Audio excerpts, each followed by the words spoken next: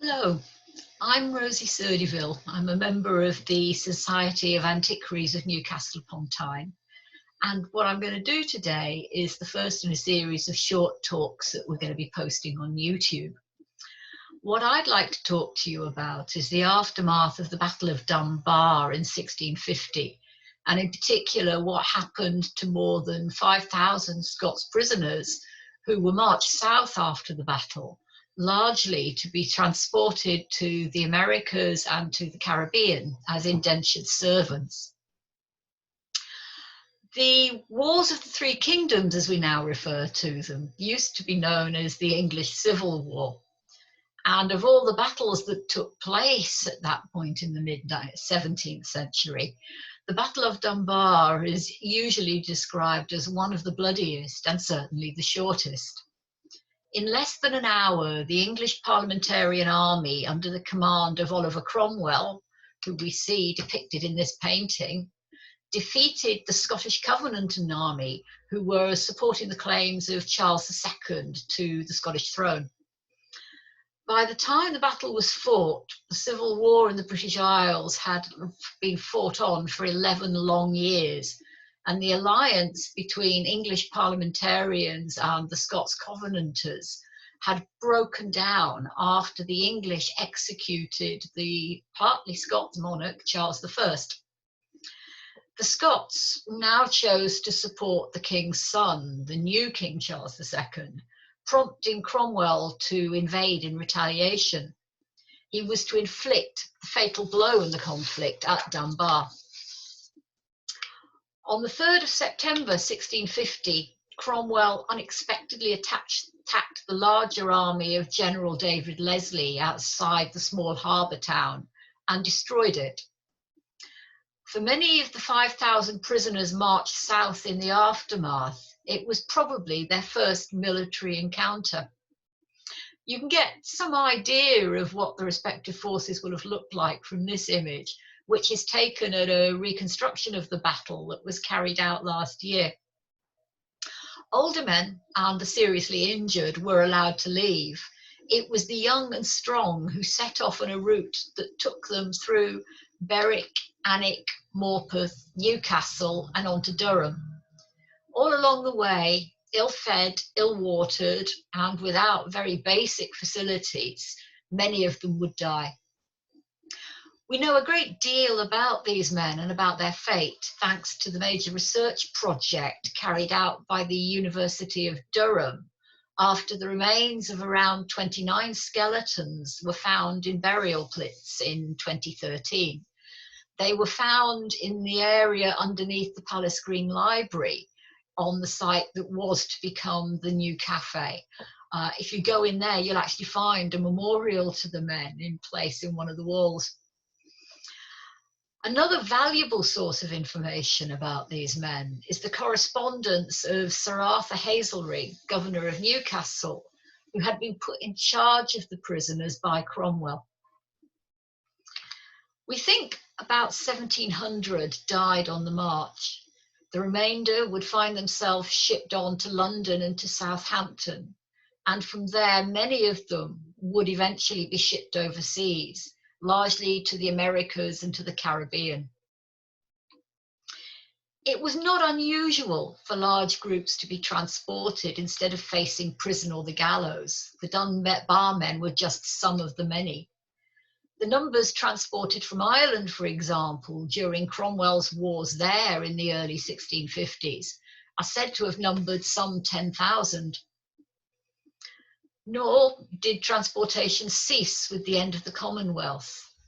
In the late 17th century, hundreds were consigned to Jamaica, but many more were shipped to Maryland and Virginia. We know that during that latter set of transportations, at least 4,500 men were pardoned for the colonies between 1661 and 1770. And it wasn't just men. Women and children too had a value, not least as a means to persuade male colonists to remain where they were, to marry, to settle down, to create the connections and ties that hold people to a particular piece of land. Very often, it was a 2-for-1 offer.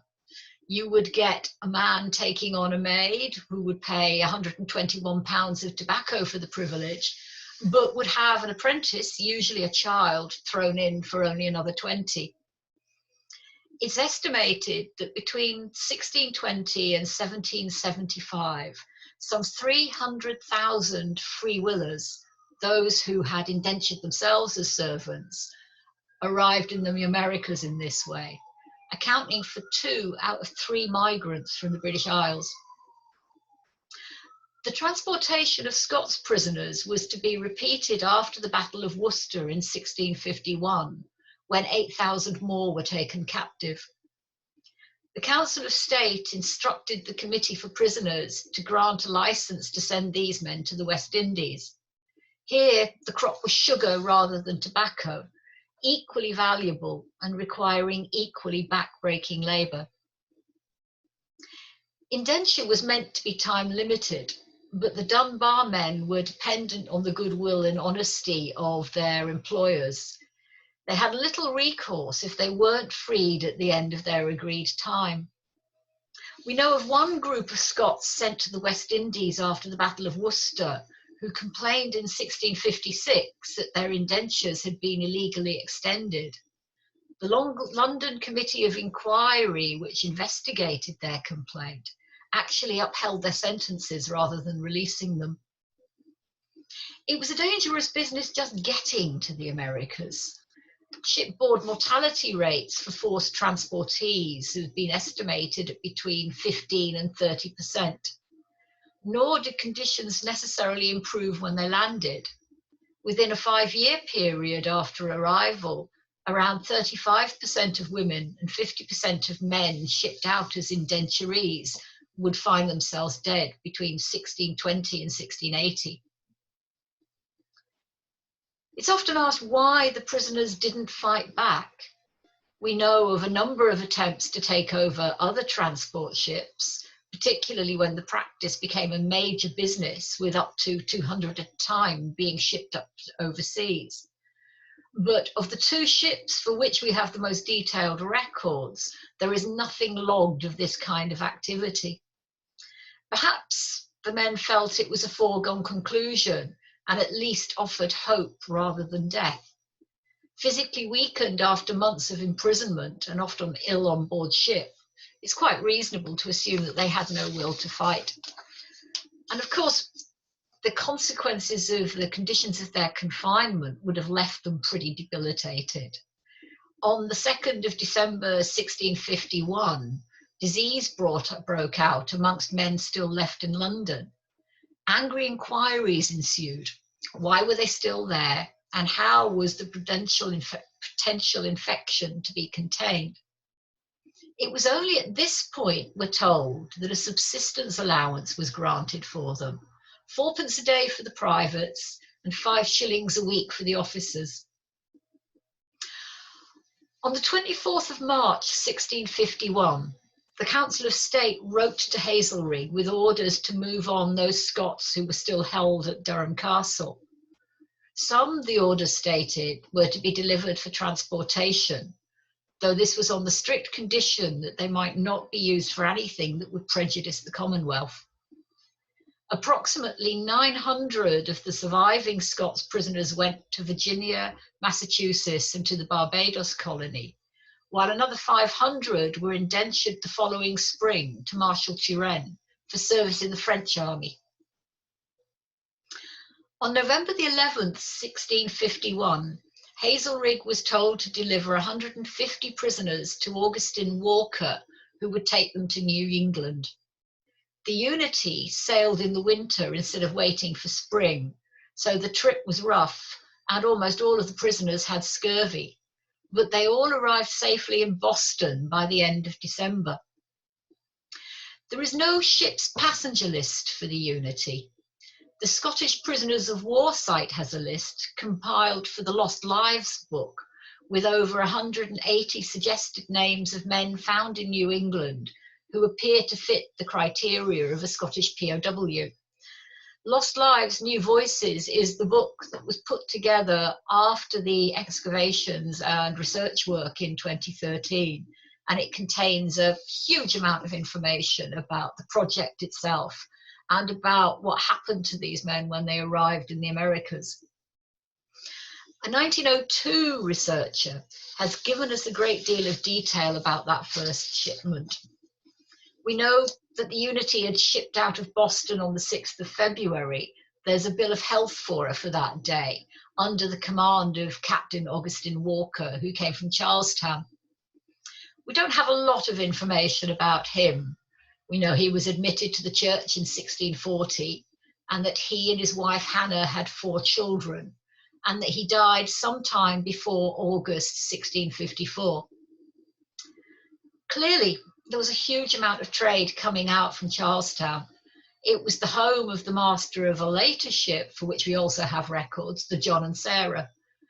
The transportees on that second ship were handed over to Thomas Kemble, a Charlestown merchant who acted as broker, and there were to be other links between the 2 vessels. For example, John Beach, who was transporter of the Scottish prisoners aboard the Unity, was also a consignee for the second ship. Of course, there were many left behind, in particular the families of the transportees. Men left wives and families who were just every bit as much a casualty of war as they had been. There was no established funding mechanism to look after war widows or to provide for those left destitute by the conflict. Women had to throw themselves on the mercy of the church. For the families of the POWs, there was nothing but the anguish of waiting.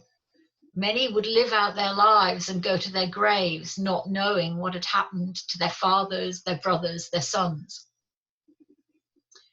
In the wake of Dunbar, the commissioners of the General Assembly of the Scottish Church ordered a day of national fasting in atonement for God's displeasure.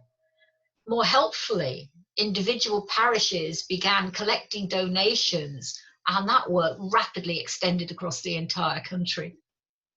We know, for example, that Helen Smith, widow of John Young, who was actually killed at Dunbar, appealed to her kirk in Culross, and that they awarded her 12 shillings a month, probably the best that could be offered. Some of them, of course, would want to remarry, but would have no idea if their husbands were dead or alive. As late as 1655, the Synod of Fife was debating the position and decided that a war widow had to either obtain clear evidence of her husband's death or seek a declaration from the courts to that effect before she could marry legitimately. Captain Walker and the 2 brokers, Beach and Foote, consigned most of the Scots prisoners to 2 businesses in Maine and Massachusetts in which Beach had an interest. 62 of the Scots, we know, went to the Saugus Iron Works at Lynn in Massachusetts, one of the first iron manufactories in North America. Many of the rest were sold as indentured servants to local residents. 15 other men were sent to Berwick in Maine, and a few more, we don't have an exact number, went to nearby York. They were worth between 20 to 30 pounds a man. Given that the typical cost of passage was about £5, that first voyage made a substantial profit, around £1,500, worth approximately £105,000 in today's value. Survivors from Dunbar were forced into forced labour in the mines, forges, mills and plantations across New England as well as elsewhere in the Americas.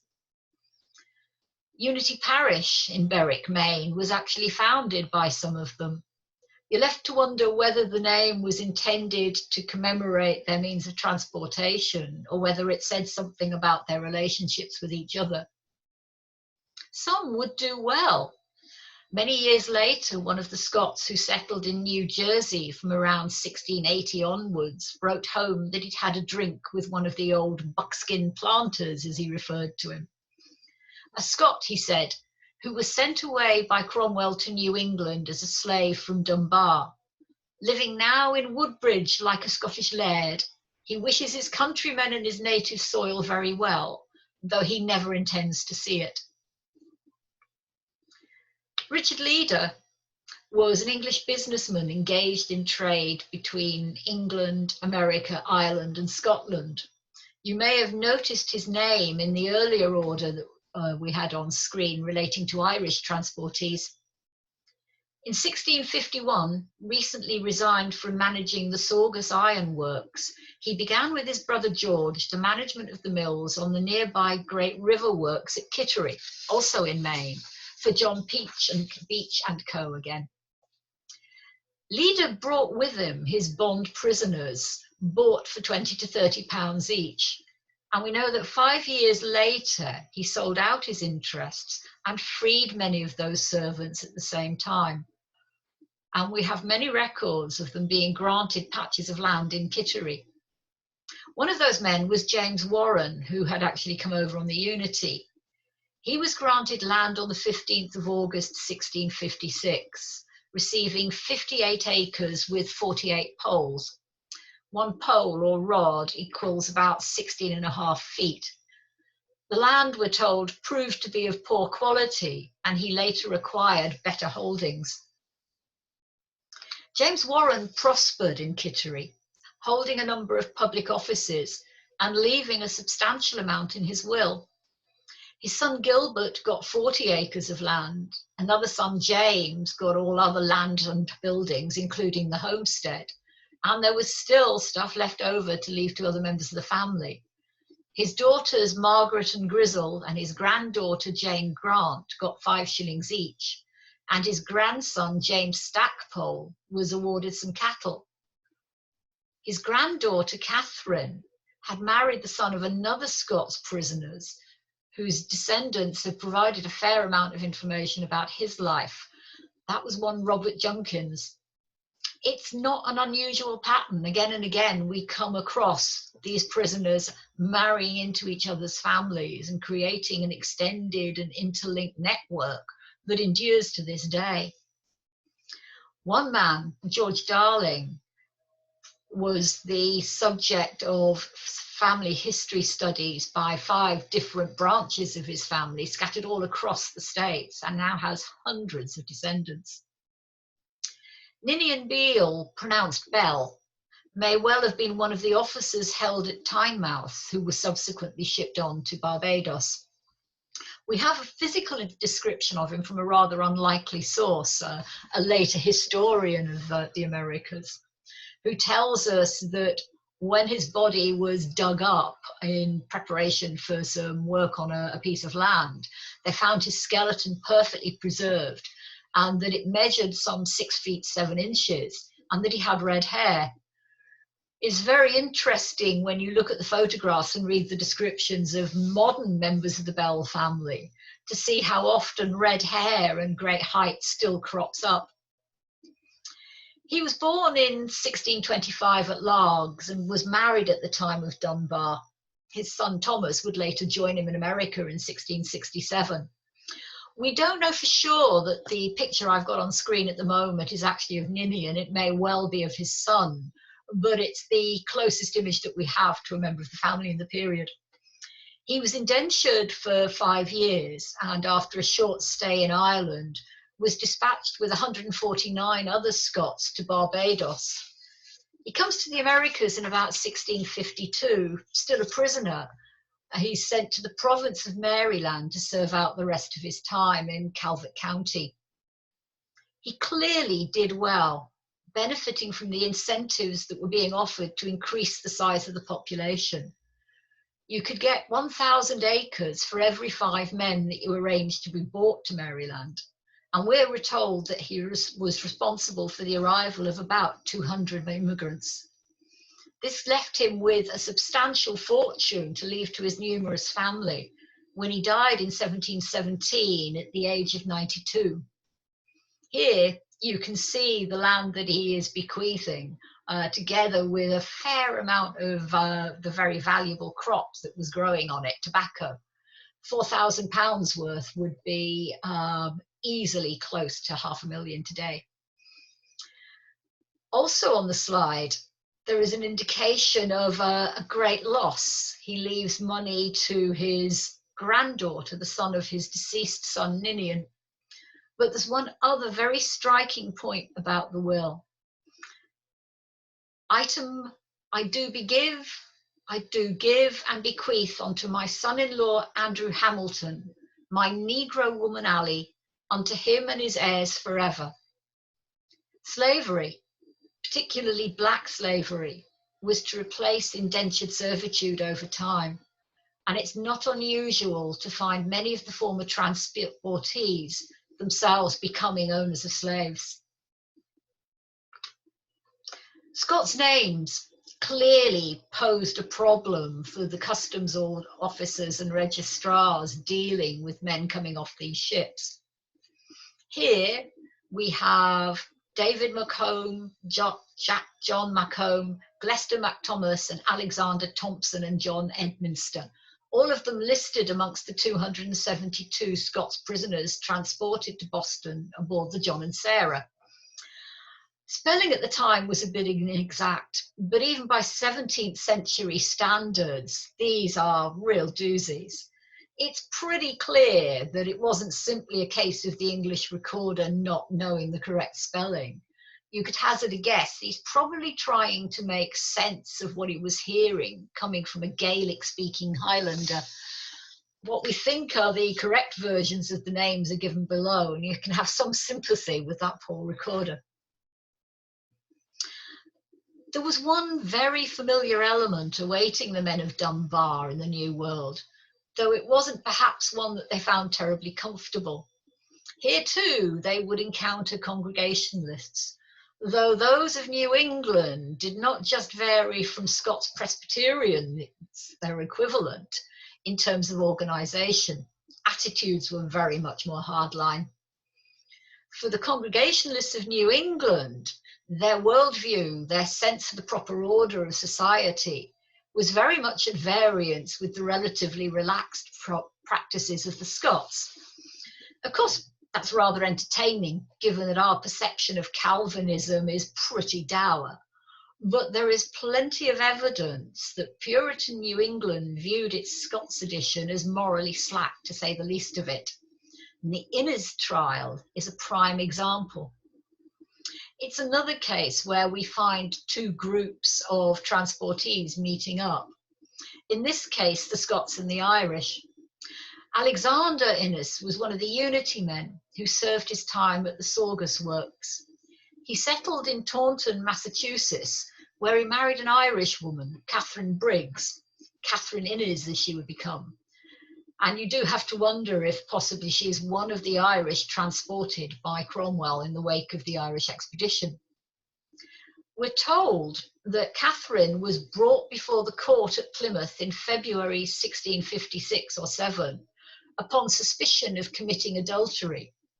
We've translated the following text into modern English to make it a little bit easier to follow. Where possible, I've retained the original spelling as well as the form of words, which is why words like lascivious appear to be typos. That's actually how they appeared. As you can see, essentially what we're being told is that Catherine has taken up with another Scots transportee in the absence of her husband, and that she is sentenced as a result to be publicly whipped and to wear a Roman letter B cut out of red cloth, which will be sewed to her upper garment. A little bit like the character in The Scarlet Letter by Nathaniel Hawthorne. It's a way of demonstrating public humiliation. What is particularly entertaining is that her husband, initially called as a witness at the trial, soon found himself also being sentenced to sit in the stocks.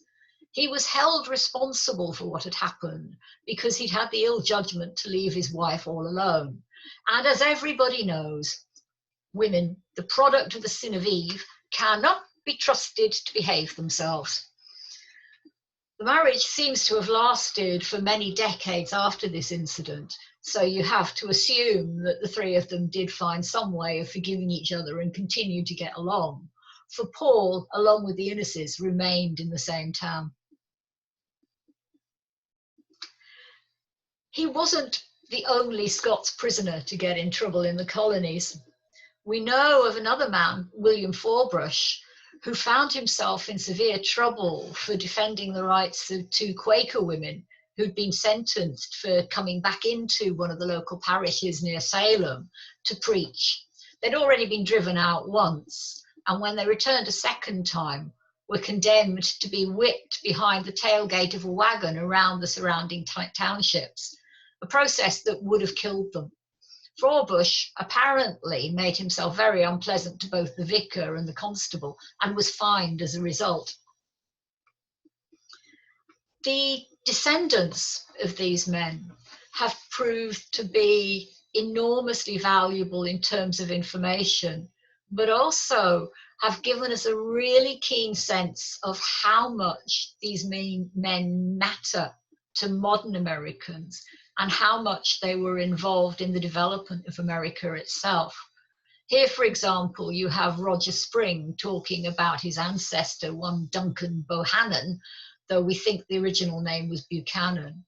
And he talks about the way that some of those descendants were involved in the American Civil War. One of the pictures that you will find in the book that my colleague and I published on the subject recently is of the family of another descendant of George Darling. Misty sent me a picture that shows just one generation of her family and their children, which numbers something like 20 people. It's a really striking example of how the Americas were formed. There are, of course, very concrete memorials to these men now. We have here, for example, a plaque which marks the house that they were barracked in at the Saugus Iron Works, and a memorial that's attached to the wall of the Living History Museum that is now on the site. But of course, at the end of the day, it's their descendants that provide the real lasting legacy. I'd like at this point to express our great thanks to the many people from the Descendants Group, the Scottish Prisoners of War Society, who've been so helpful in the preparation of this book. They have been so willing to share what they know about their ancestors and their circumstances, and to provide us with details of the modern updates. I'd also like to thank John Malden, who gave a lecture on the Dunbar March some years ago to the Society, and who's been very generous with both his insights and with his material. And of course, Chris Gerard and Andrew Millard of Durham University, responsible for the excavation, for the wonderful exhibition that followed a couple of years later, and for the great book, also deserve a particular note of thanks. But in the end, it's those families that I keep coming back to. Those men have a presence in the modern world and they're remembered. We tend to think of our subjects in isolation in their own timeline. People like Roger Spring remind us that they actually have a place in a much longer history. Again and again, we heard from the descendants about the achievements of those men.